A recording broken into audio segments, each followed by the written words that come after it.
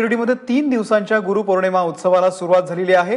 या उत्सवासाठी सगळा मंदिर परिसर हा सजवण्यात आलेला आहे। मंदिर परिसराला फुलांची आकर्षक सजावट करण्यात आलेली आहे, तर मंदिरावरही विद्युत रोषणाई करण्यात आलेली आहे। भक्तांच्या सुरक्षेसाठी मोठा फौजफाटा शिर्डीमध्ये तैनात आहे।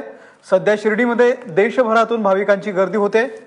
कालच शेकडो पालख्या साईनामाचा गजर करत ढोल ताशांच्या निनादामध्ये वाजत गाजत साईंच्या शिर्डीमध्ये दाखल झालेल्या आहेत। तर गुरुपौर्णिमेच्या पहिल्याच दिवशी एका भक्ताने चक्क 2 किलो सोन्याच्या पादुका साईबाबांच्या चरणी दान केलेल्या आहेत।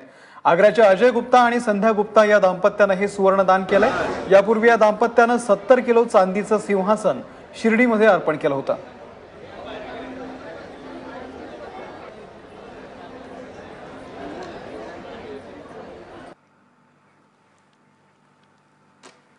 तर शिर्डीतल्या या परिस्थितीचा आढावा घेतलेला आहे आमचे प्रतिनिधी नितीन ओझा यांनी।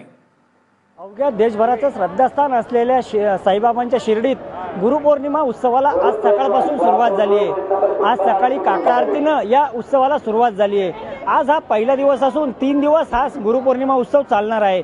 आज सकाळ दिवसभर विविध कार्यक्रम साई संस्थांच्या वतीने आयोजित करण्यात आले। आपण या ठिकाणी पाहू शकतो की मोठ्या संख्येने साई भक्त या शिर्डीत दाखल होत आहेत। राज्यभरातून विविध ठिकाणाहून अनेक पालख्या या शिर्डीच्या दिशेने गुरुपौर्णिमा उत्सवाच्या निमित्तानं येतात। एकूणच साई संस्थांच्या वतीनं आणि पोलिसांच्या वतीनं साई भक्तांच्या सुरक्षेसाठी कडक उपाययोजनाही राबवण्यात आल्या आहेत। एकूणच आज सकाळीही आग्रा येथील दाम्पत्यानं 2 किलो साईंच्या पादुका साई संस्थानला दान केल्यात। साई संस्थानला विविध ठिकाणाहून दानही यावेळेस मोठं मिळणार आहे।